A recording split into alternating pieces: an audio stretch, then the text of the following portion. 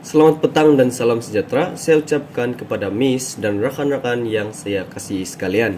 Saya Rionandus bersama rekan seperjuangan saya, yaitu Salas Ating, akan membentangkan soalan 6 yang kedua, yaitu Perceived Ethical Climate and Employee Whistleblowing Intention. Jelaskan perkaitan tersebut. Dan kalau diterjemahkan kepada bahasa Melayu, soalan ini berbunyi macam ni.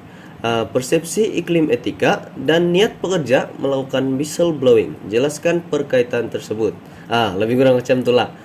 Dalam menyempurnakan tugasan ini, kami juga menggunakan artikel karya Lulu dan Liu sebagai antara rujukan utama seperti yang dicadangkan dalam soalan.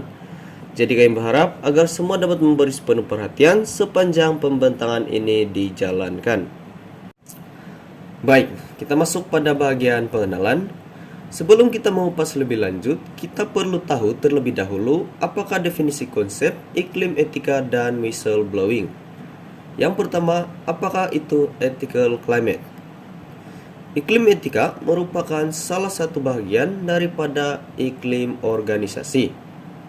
Menurut Victor dan Cullen 1987 pula, iklim etika ditakrifkan sebagai persepsi bersama tentang tingkah laku yang betul secara beretika dan bagaimana isu etika harus dikendalikan.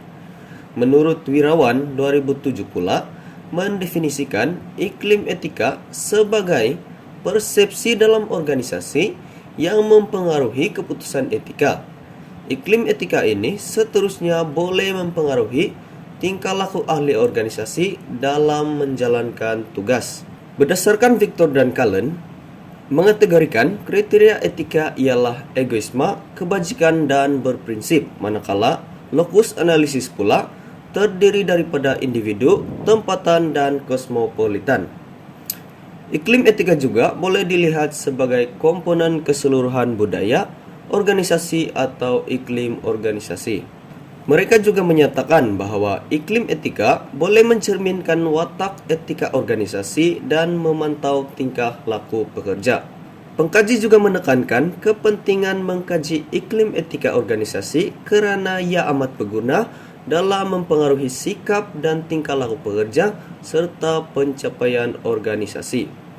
Barton 2002 menawarkan 4 pengertian etika yang saling berkaitan, yaitu yang pertama, etika merupakan perspektif manusia atau sekelompok manusia terhadap baik dan buruk. Yang kedua, etika adalah ilmu mempertimbangkan perbuatan manusia sehingga dapat ditafsirkan sebagai baik atau buruk. Yang ketiga, etika merupakan ilmu untuk mengkaji berbagai norma yang berlaku dalam masyarakat. Yang terakhir, etika ialah panduan nilai universal atau umum bagi sesebuah masyarakat. Berdasarkan definisi-definisi konsep yang telah dibincangkan tadi, secara ringkasnya iklim etika ialah persepsi atau pandangan yang digunakan dalam amalan dan prosedur organisasi yang mempunyai kandungan beretika. Seterusnya, apakah pula yang dimaksudkan dengan whistleblowing? Menurut Neer dan Micheli 2013 mendefinisikan whistleblowing sebagai pendedahan oleh ahli organisasi sama ada oleh mereka yang masih bekerja bersama organisasi tersebut atau yang telah meletak jawatan terhadap tingkah laku yang bertentangan dengan undang-undang, tidak bermoral atau tindakan yang tidak sah dalam organisasi kepada orang atau sebuah badan yang mempunyai bidang kuasa untuk menangani salah laku tersebut. Menurut Ahmad Kamil Muhammad 2006 pula, whistleblowing merujuk kepada pendedahan oleh individu pekerja terhadap amalan atau kegiatan yang dilihat menyalahi undang-undang, tidak bermoral dan tidak beretika, berbahaya dan membazir. Maklumat ini biasanya akan dilaporkan dan didedahkan kepada pihak bertanggung jawab sama ada pihak pengurusan, media, kesatuan pekerja, badan profesional ataupun pihak penguatkuasaan undang-undang. Panjangkan definisi. Oke, saya bagi contoh yang mudah. Oke, whistleblowing ialah satu tindakan mengadu atau melapor tentang kesalahan atau wrongdoing yang dilakukan oleh seseorang, dan orang yang melapor, si tukang adu ini pula, disebut whistleblower. Menurut Kulkas dan Kleiner 2001, istilah whistleblowing berasal daripada tindakan pengadil dalam acara sukan di mana pengadil meniup whistle untuk menghentikan permainan, biasanya karena tindakan yang menyalahi undang-undang. Buat kekasaran begitulah kan. Menurut Nia dan Micheli 1986, secara amnya whistleblowing melibatkan 3 pihak. Yang pertama, seseorang yang melakukan perbuatan yang tidak beretika. Yang kedua, orang yang melihat tingkah laku tersebut serta melaporkannya. Dan yang terakhir, orang yang menerima laporan salah laku tersebut. Glazer pada tahun 1989 pula membagikan praktik whistleblowing kepada 2 kategori, yaitu praktik yang bersifat dalaman, yaitu internal, dan luaran, external. Whistleblowing dapat ditangkap sebagai sebilah pedang bermata dua, yaitu praktik yang mempunyai potensi untuk memberikan kesan positif dan negatif kepada organisasi dalam masa yang sama. Berdasarkan definisi-definisi konsep yang telah dibincangkan tadi, secara amnya, whistleblowing dapat disimpulkan sebagai tindakan yang dilakukan oleh seseorang individu untuk membocorkan rahasia salah laku yang berlaku di dalam sesebuah organisasi tersebut. Seterusnya, kita masuk pada bagian isi. Dalam bagian ini, kami akan menjelaskan perkaitan di antara perceived ethical climate dan whistleblowing intention. Isi yang pertama, persepsi iklim etika mempunyai kaitan positif dengan niat melakukan whistleblowing. Pertama, pengaruh iklim etika yang kuat mampu meningkatkan kapasiti pekerja untuk menitikberatkan tentang moral. Pekerja akan membuat pertimbangan ke atas tingkah laku yang dilakukan sama ada yang menjejaskan kepentingan orang lain atau organisasi dan sama ada yang melanggar kriteria moral ataupun mengikut undang-undang, sehingga mewujudkan niat pekerja untuk melakukan whistleblowing. Yang kedua, teori tingkah laku terancang menunjukkan bahwa norma subjektif mewujudkan tekanan sosial untuk melakukan atau tidak melakukan sesuatu tingkah laku. Iklim etika yang dianggap kukuh menyebabkan norma-norma yang memberi maklumat yang positif. Apabila pekerja merasakan iklim etika yang kukuh, mereka percaya bahwa maklum balas diterima oleh pihak pengurusan dan organisasi, memuji, menghargai, dan memberi ganjaran kepada pemberi maklumat dan menganggap pemberi maklumat sebagai sumbangan pekerja.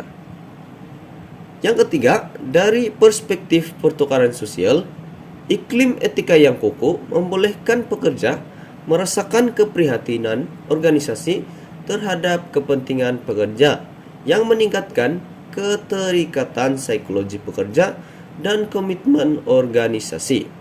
Memelihara organisasi daripada melakukan salah laku dan menyebabkan kemudaratan dianggap sebagai kesetiaan dan ganjaran untuk kebaikan organisasi. Kajian penyelidikan empirical juga menyokong pernyataan ini. Misalnya, Captain 2011 mendapati bahwa budaya etika positif meramalkan niat pekerja untuk melakukan whistleblowing. Dan Zhang 2009 mendapati bahwa budaya etika meningkatkan hubungan antara pertimbangan etika dan niat pekerja melakukan whistleblowing.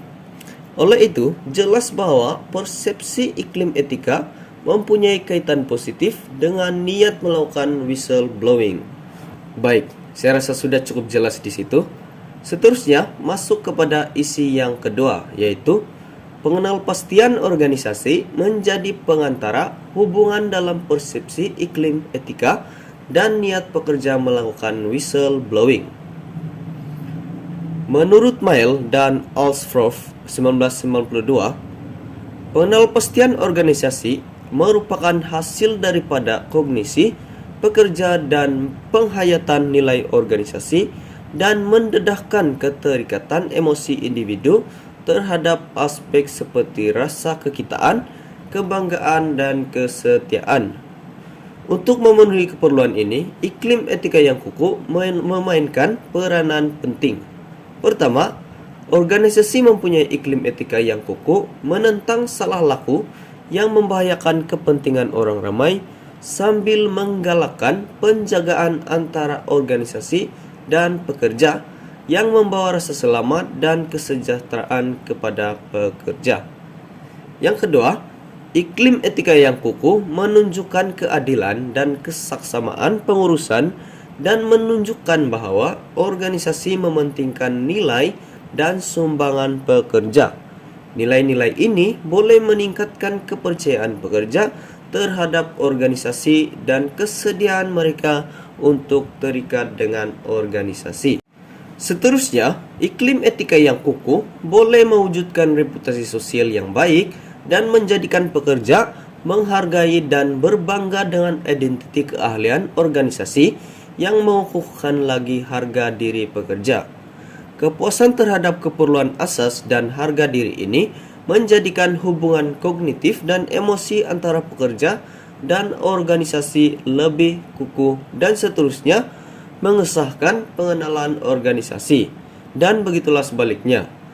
Penyelidikan sebelum ini mendapati bahwa pengenalan organisasi memberi kesan kepada pelbagai tingkah laku organisasi yang positif, kerana pengenalan organisasi meningkatkan kesetiaan pekerja dan menggalakkan pekerja bertindak memihak kepada kepentingan organisasi yang paling penting.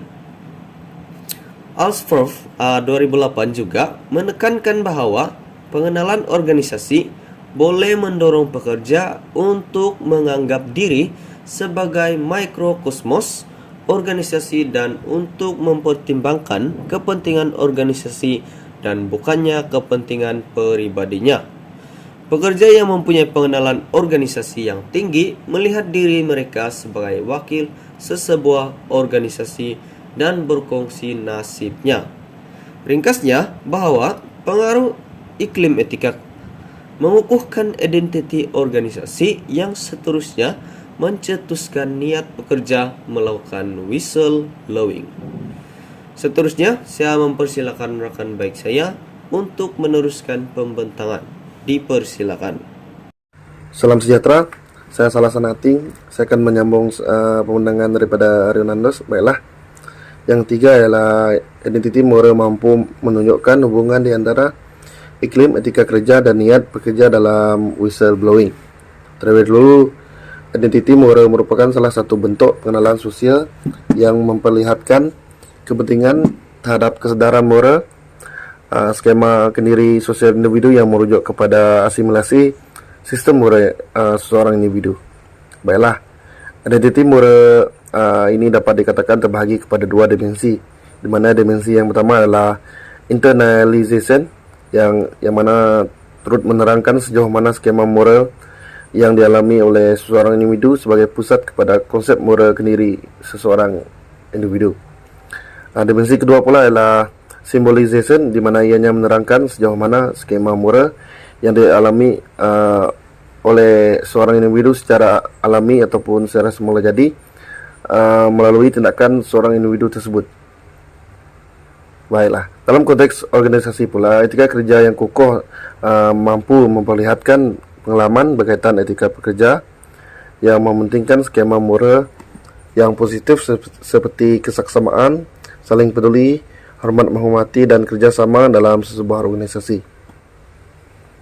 Selain itu, etika kerja yang positif juga memastikan pekerja cenderung untuk berkelakuan baik dengan mematuhi undang-undang dan peraturan, menghormati peraturan, dan bersedia untuk saling bertolak ansur dalam kalangan pekerja dalam organisasi. Seterusnya, pekerja yang mempunyai moral etika kerja yang tinggi semestinya berpengetahuan, berpengalaman, dan bertanggung jawab.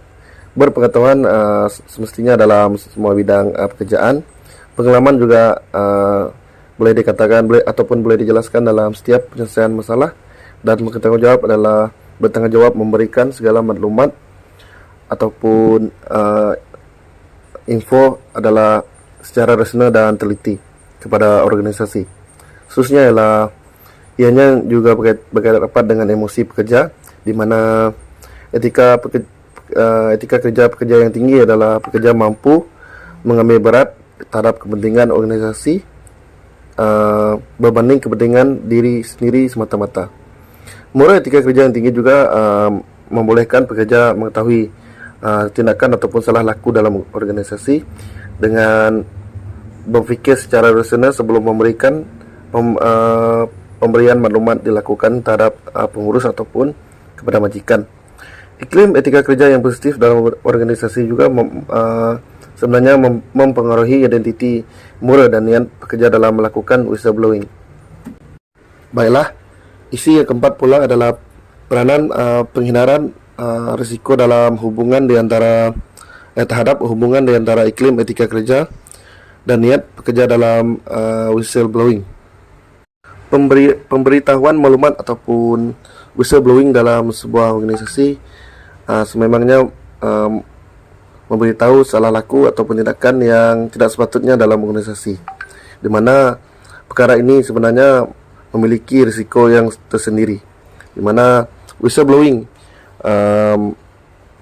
pekerja yang melakukan whistleblowing ini akan berisiko menghadapi ataupun berlakunya iklim prasangka buruk dalam organisasi, berlakunya pemusuhan dalam kalangan pekerja, perpecahan semangat berpasukan, dan perkara ini juga memberikan risiko yang tinggi terhadap penurunan produktiviti.